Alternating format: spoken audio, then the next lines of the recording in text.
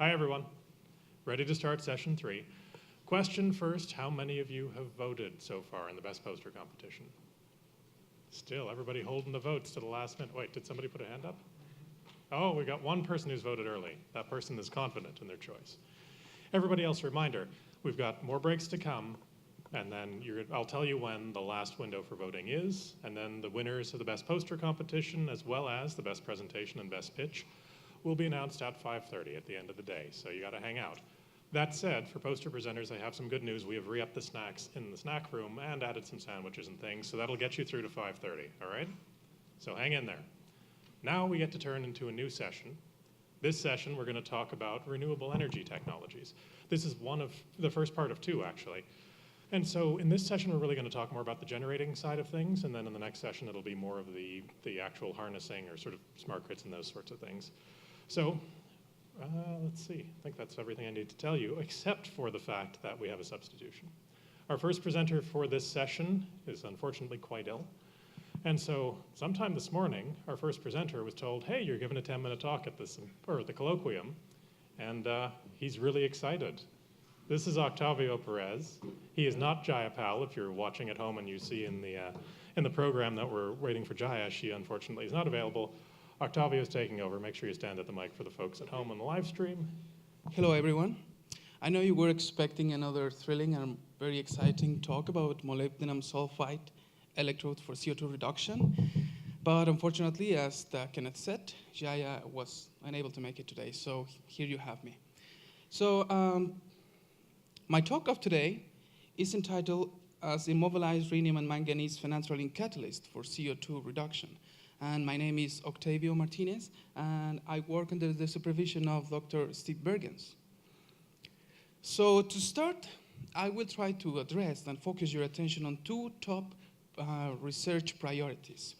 The first one is related to renewable energies. Particularly, I will be referring to it as the solar energy. So today, thanks to the technology advancements, we can successfully harvest energy from the sunlight, and also from the wind resources and other geothermal. But the problem still remains that where to store that energy, okay? A second major target also is related with the huge amounts of CO2 that are being released into the atmosphere. This CO2 has to be depleted from the atmosphere to minimize its negative effects. And so the problem is how to remove it from the atmosphere. Okay, so a very convenient approach is to combine both problems into the same solution. And how is that possible? Well, we can actually take the energy from the sunlight and use it to reduce CO2 into energy-rich compounds, into industry-valuable products, such as methanol, methane, and carbon monoxide. In other words, fuels. So for a long time, transition metal center complexes based on rhenium and manganese have been used as having shown and demonstrate a remarkable capacity for CO2 reduction. And on the other hand, like harvesting molecules like ruthenium bipyridyl complexes and other metallophthalocyananes have also shown that they have a quite good capacity for harvesting light. So if we combine these 2 catalysts, we can actually find an approach to solve our energy and our environmental problems. Sorry. Okay, so in the beginning of my talk, the title says that I was using rhenium and manganese immobilized complex. So rhenium and manganese have been largely investigated as CO2 reduction catalysts. And that is because up to this point, they present the highest turnover numbers reported for the CO2 reduction. For those of you who are out of this chemistry field, the turnover number gives information about the durability and efficiency of the catalyst. And also, both the rhenium and manganese complex, they both are very selective for the conversion of CO2 into carbon monoxide, which is something very good because, as you know, when we reduce CO2, we can have many products. Also, rhenium and manganese complexes, this type have been employed previously as photo and electroactive catalysts for CO2 reduction in a homogeneous phase, which means that they can withstand the harsh conditions that they are exposed to. And finally, if we are trying to solve a global problem, we want to use earth-abundant element, which is the case of manganese. And about immobilization, recently in our group, with the discovery of the deposition of phenanthrene on glassy carbon, we were led to the exploration on different surfaces, such as the fluorine tin oxide, indium tin oxide, titanium dioxide, and nickel oxide. So this immobilization consists in the formation of a strong covalent bond between carbon and carbon, or carbon-oxygen, onto the surface, okay? And thanks to this immobilization, we can functionalize different types of semiconductor or supporting materials, just as I mentioned before, with titanium dioxide and nickel oxide. And why is this important? Well, because when we attached a catalyst to the surface, we can actually enhance the durability of the catalyst. We can extend the lifetime of it, and that is something good for us. And finally, we can use this phenanthrene as a molecular clamp, and we can tune the catalyst that we can put on it. So my current work actually involves the synthesis, well, the deposition of the phenanthrene on the various semiconductor materials that I just mentioned. And we have been exploring with also the rhenium catalyst, and also the different surfaces, titanium dioxide and nickel oxide, but I will be referring just to the results of glassy carbon and the manganese in this presentation. Okay, so after I deposit the phenanthrene on the surface, I form the catalyst on the phenanthrene with using a very simple method, a reflux in ether at 36 degrees. And after I form the catalyst, one way to look at it is the characterization with the cyclic voltammetry. So what we have here is a cyclic voltammogram in which we can observe two peaks. That the basic interpretation of this voltammogram is that we only observe two peaks. For those of you who are familiar with this topic, you will notice that this is a very good result, because with previous immobilized catalysts for manganese, they observed more than one peak that correspond to the dimerization of the manganese complex.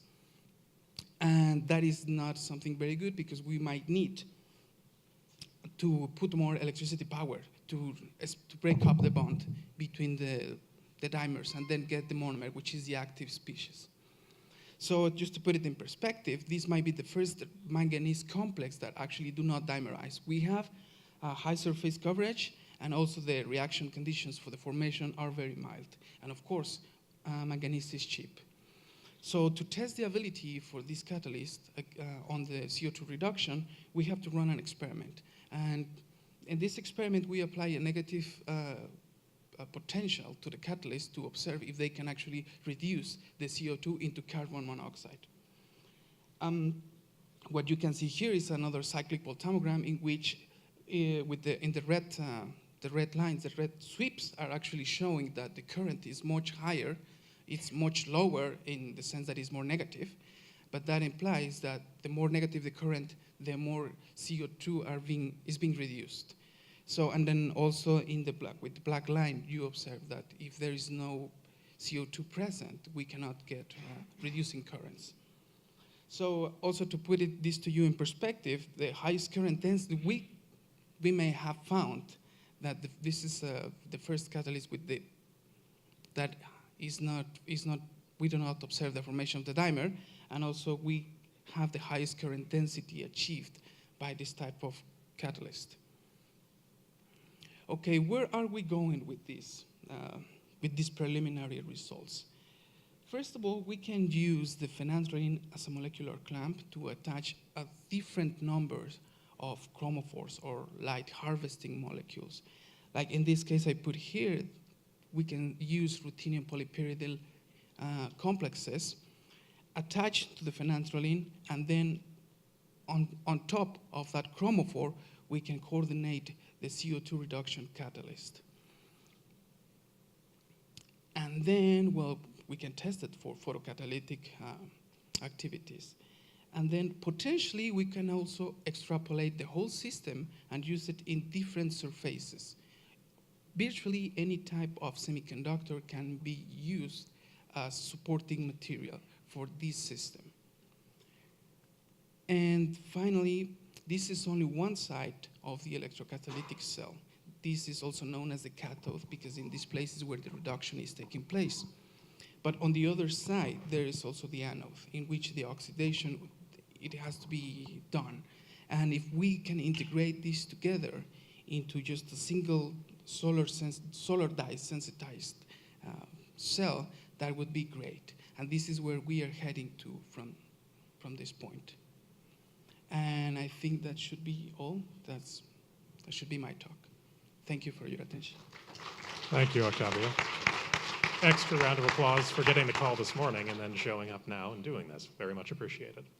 Octavio is one of the Future Energy Systems students who on Saturday of this week, as that's sort of the tail end of Energy Week, will be presenting very fundamental research to kids at TELUS World of Science in Edmonton. And so thank you for doing that, and thank you for pinch hitting for us today. Thank you for inviting me. Absolutely.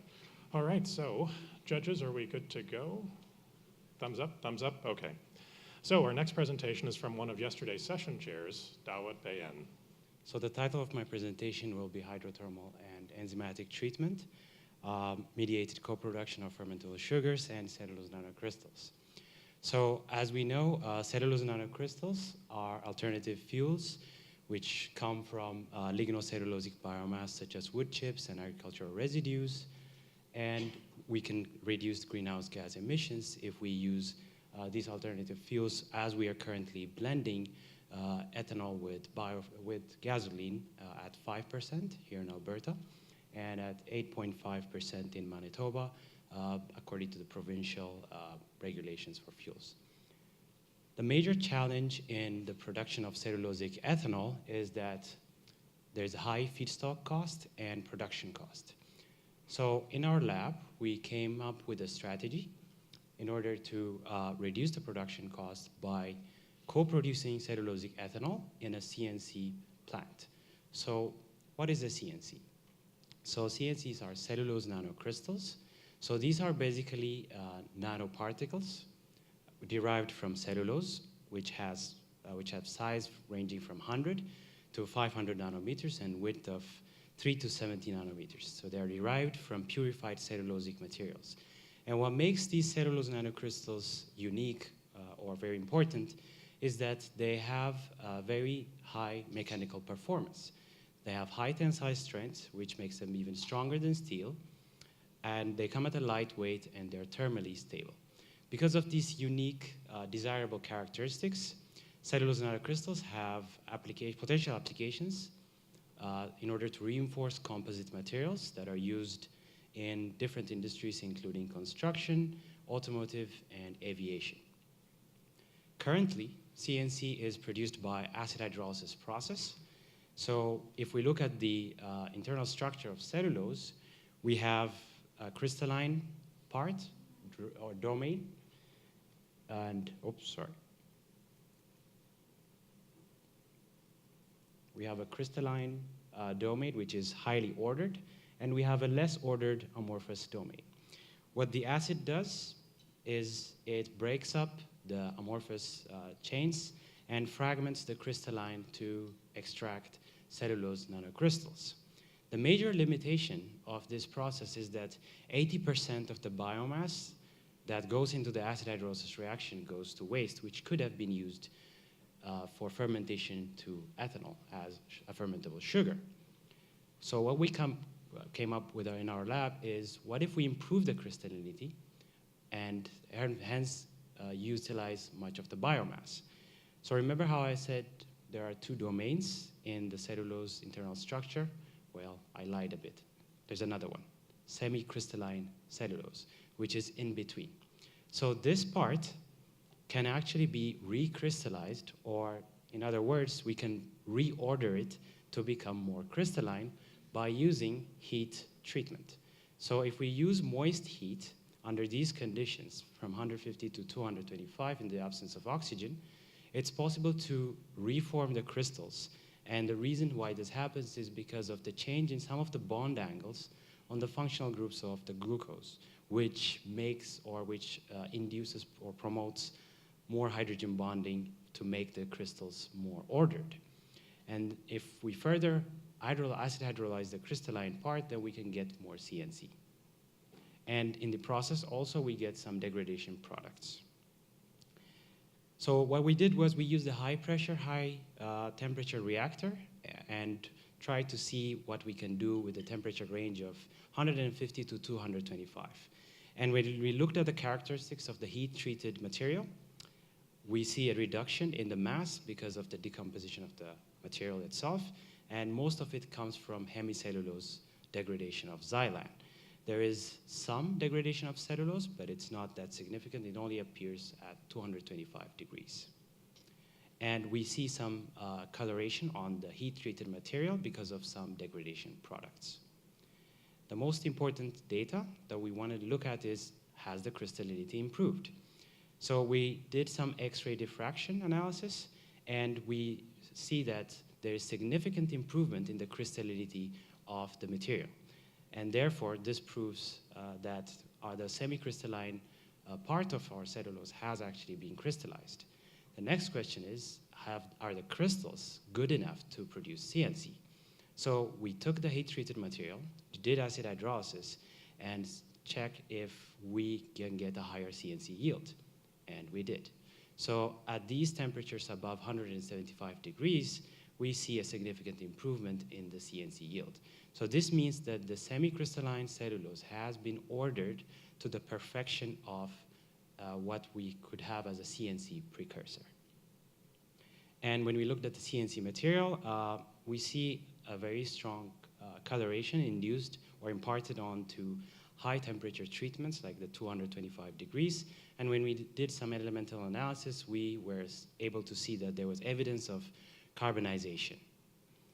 And when we looked at the characteristics of the CNC itself in terms of average size and colloidal stability relative to the control, we were able to get comparable results. So the CNC characteristics is not affected by heat treatment.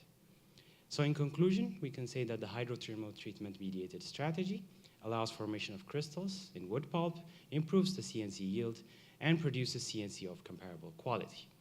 So you may ask, well, this is all good, but where's the ethanol? So that's what we're working on next. So we want to integrate this hydrothermal treatment system with cellulase treatment so that we can recover the fermentable sugars, because we still have some amorphous cellulose going into the acid hydrolysis reaction, which is not going into the CNC yield. So our strategy now is to do the hydrothermal treatment, get the good improvements that we see from the CNC yield. Then we carry out a cellulase enzyme treatment. So what these enzymes do is we can manipulate the way we react the pulp with the enzyme so that we can preferentially degrade the amorphous cellulose. Then we can fractionate this into liquid and solid fractions. The liquid fraction goes into self-cycling fermentation, which is an advanced fermentation process. We have my colleague presenting at a poster about this process, if you're interested, to produce the cellulosic ethanol. Whereas the undigested solid goes to the acid hydrolysis reaction, where we're going to produce CNC. And we have proof of concept that with the use of these cellulase enzymes, that we can actually improve the CNC recovery because of the selective degradation of, or preferential degradation of the amorphous cellulose. And we have seen significant improvement because of this accumulation. And the reason why the cellulase treatment results in accumulation is that if we just see the native cellulose here, we have the less ordered and crystalline cellulose going into the acid hydrolysis reaction and producing a certain amount of CNC. But when we take an enzyme-treated cellulose into the acid hydrolysis reactor, we're concentrating the CNC precursors going into acid hydrolysis. So we have more CNC yield. The implications of this is that we have reduced use of reagents that goes into the acid hydrolysis reaction, and we have enhanced throughput, which reduces operation cycles that are found downstream in the process. And because we are doing cellulase treatment, as we are degrading the amorphous cellulose, we have fermentable sugars to ferment using self-cycling fermentation and produce the cellulose ethanol that we're targeting at as well as a major co-product. So I would like to thank our collaborators, and thank you very much for your attention. Thank you very much, Todd.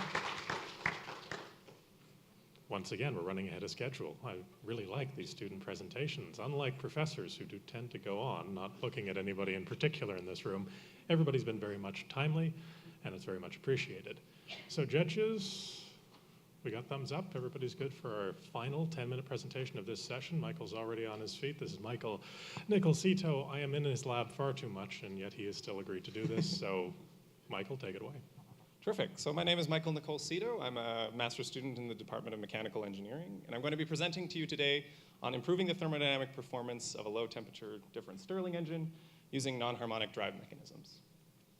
So to get into a bit of the background and the motivation for our group, ultimately what we're trying to do is develop and design models, tools, as well as actual designs of engines to exploit low-temperature sources. So these take the form of low-temperature differential Stirling engines, which are designed to run on temperature sources less than 100 degrees Celsius and reject that heat to ambient. So these sources are very abundant all over the place. So you can imagine geothermal, which is our project group, but also low-concentration solar, things like waste heat.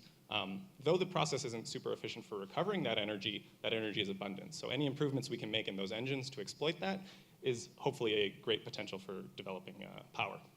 What I'm specifically focusing on and what I'm going to be talking about today is using drive mechanisms to improve that thermodynamic output to further increase the power potential of those engines. So to take you a bit through the Stirling cycle, or what it is, functionally it's a closed cycle heat engine, which has two constant volume processes as well as two constant temperature processes. So for the constant temperature processes, you have an expansion as well as a compression, where the gas volume is compressed or expanded within the engine. And for the constant volume processes, you have the heat rejection and the heat uptake. So what this ultimately results in on a pressure volume diagram is this enclosed blue line, or polygon that you can kind of see here. So the area enclosed within that is the actual work potential of the cycle. So what that manifests itself in terms of a practical engine is something like this. So this is a gamma-type Stirling engine. And you can see that the teal piston, moving on the left of that model there, is the piston that is responsible for changing the volume of that gas. Likewise, you can see that the green piston is shuffling air from a cold side and a hot side, which is responsible for those constant volume heat addition and heat rejection processes, where the gas is shuffled through heat exchangers and ultimately resulting in that enclosed loop. But practically, you have to couple those pistons to something. And so most often, and what we work on in our lab is what is called a kinematic Stirling engine, where those piston motions are governed by a mechanical drive mechanism, most often in the form of a crank slider mechanism that you see here, producing rotational output energy, which is useful for powering things like generators or powering things like pumps. Quite ubiquitous. Your cars will all operate on something like this. But what this actually does in terms of thermodynamics is causes an overlap of those processes. So those processes that you can see by the PV diagram here have rounded corners when compared to the ideal cycle I just showed you. So those areas outside of the blue circle and inside that red polygon are actually lost work potential for each cycle of this engine, strictly as a result of that drive mechanism. This can be further understood by looking at this graph here, which tracks the position of those pistons over the course of the cycle of the output shaft of that engine. So you can see from examining the blue line and the red line that one of the pistons begins moving before the other piston has completed its component of the thermodynamic process, which results in that rounding out of that indicator diagram, which is not ideal for power production. So in a more idealized world, we'd have something like this, where the pistons dwell at the tops and bottoms of their cycle, allowing the other piston to fully complete its thermodynamic process, thereby yielding greater power. So ultimately, how can we do this? Well, we can use non-harmonic drive mechanisms to actually affect that piston motion to a more idealized case. So on the gear that you see to the left here is rotating at a constant speed, whereas the gear on the right is going through cyclic variation in its speed as a result of the output. When you're used to, let's say, round gears, you'd expect something like the blue line, where one gear's output is at a constant speed relative to the other one. Whereas in this case of the elliptical gears, that speed varies throughout the cycle. So we can ultimately exploit that to better exploit the thermodynamics of our engines by using something like this. So you can see here that this drive mechanism employs those non-harmonic gear cycles to affect the duration and the dwelling of those pistons throughout the cycle. What that ultimately, hopefully, leads to is that the indicator diagram takes on a more idealized shape. When you compare it to the ideal case, again enclosed in red, those corners that are otherwise missed in the harmonic system are much better exploited and hopefully yield a more significant power output. So in terms of quantifying this theory in terms of what we expect to happen, we've developed a series of thermodynamic models based on what was otherwise used for high temperature modeling. What I've done is I've taken some of those models that our group has developed and applied those non-harmonic piston kinematics to that model in order to predict the performance of these engines at low temperature as well. So the information that you can see here in the table comes from one of our experimental engines that we're going to retrofit with this new drive mechanism. Ultimately, how this works is it takes those piston kinematics and governs the piston positions according to where they should be based on the rigid mechanical system that they're coupled to. The gas volume inside of the engine is deposited within one of those areas, and the thermodynamic processes or properties are applied to it. So what that means is at the end of the day, you can get that volume and pressure diagram and then determine the expected cycle power or the expected cycle work out of that particular system. So what that looks like in the base case is presented here. So again, the area enclosed by the blue shape represents the indicated work of that cycle. The other components there, which I'm not really going to get into, but represent a degree of losses within the system. So the areas in red in relation to the green. So in the base case, you can see that for the experimental engine that I'm going to be describing a little bit later, the base shaft work of this system is about 8.4 joules. But when we apply elliptical gearing, in this case with an eccentricity of 1/5, we expect not only the indicated work to increase substantially, but as well as reducing those loss components in red. What that results into is an ultimate, or what we hope to be a 23% increase of power production when compared to that base case. Likewise, if we exaggerate that elliptical eccentricity even further, we see further increases up to about 32% based on the models that we have currently. So that's what we're expecting to do based on what our current knowledge is. But things play out very differently in the real world. So in order to validate those models, we're going to be building and developing an experimental setup to do tests on that. So what you see here is what we've termed in our lab is the EP1 experimental engine, which is a gamma-type Stirling engine currently shown with the sinusoidal drive mechanism running in our lab. So the main components of this engine include the power piston and displacer piston, as well as heat exchangers that I explained earlier.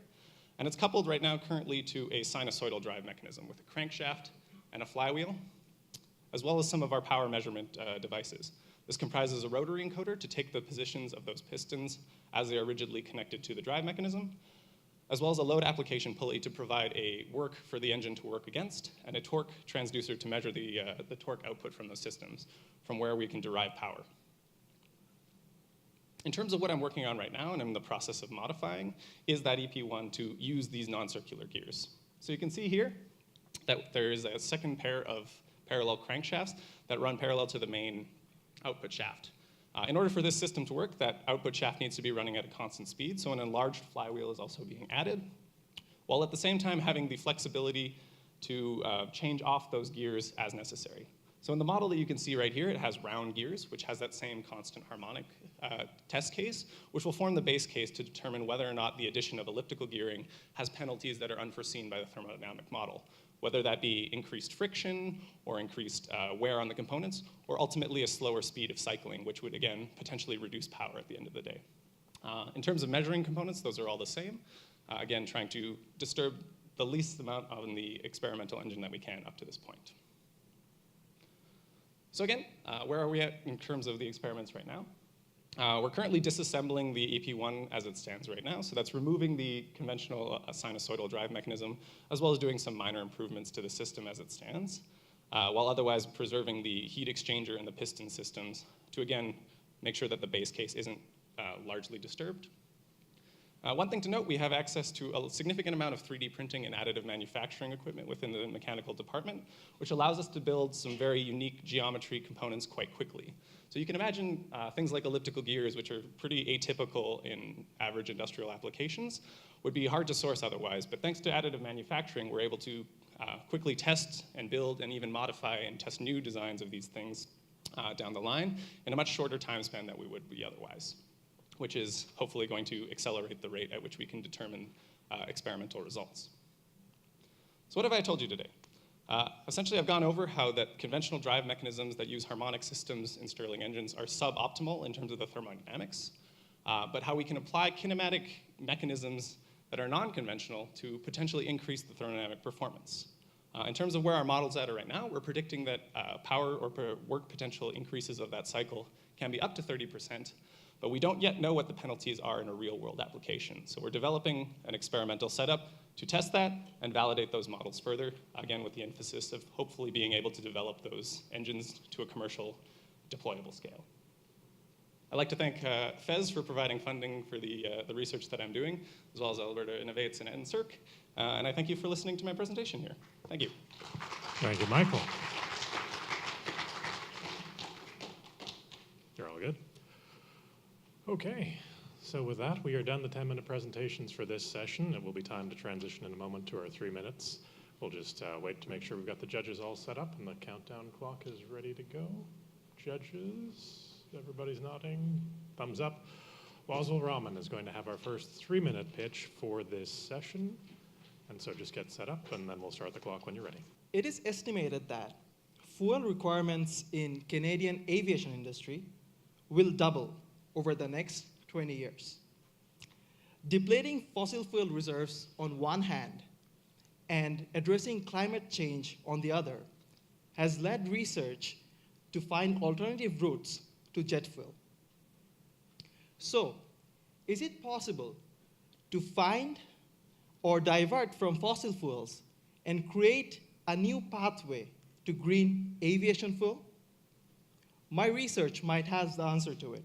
Several sources of feedstock, such as forest or agricultural residue and municipal solid waste, could be converted into jet fuel via thermocatalytic reforming, or TCR. TCR is the process which integrates intermediate pyrolysis and post-reforming.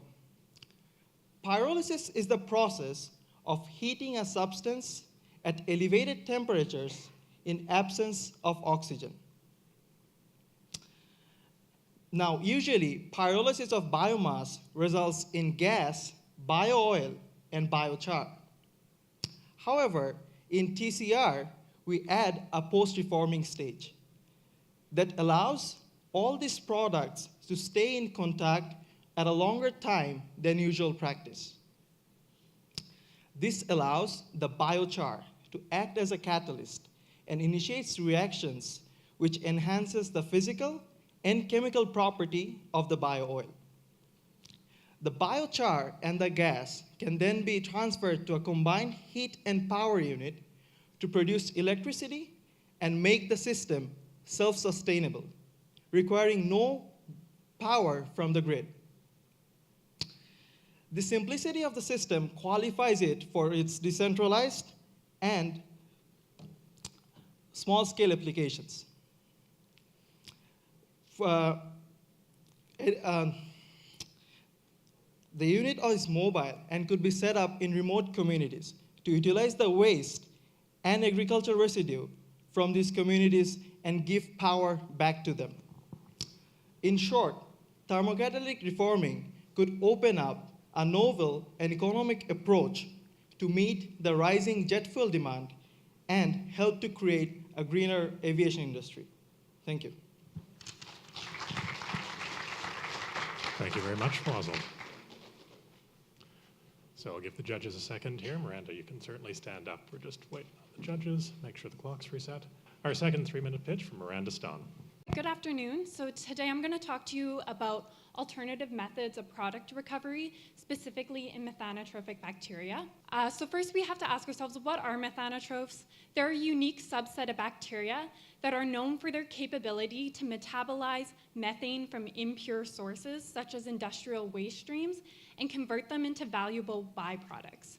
These products can include isoprenoids for the development of biojet fuel, as well as PHB to make biomaterials and bioplastics, specialty chemicals, and small molecules that can be incorporated into everyday household products, such as cosmetics. However, The earning potential of these bacteria is lost when we consider the fact that due to their complex membrane biology, product recovery in these systems is actually very difficult and relies on the use of harsh chemicals, which counteracts the ecological friendly process we're trying to sell the industry here. So essentially, we are suggesting that we use bacteriophages as a sustainable and environmentally friendly methodology for lysine methanotrophic bacteria. So what bacteriophages are natural viruses that have the capability to infect bacteria.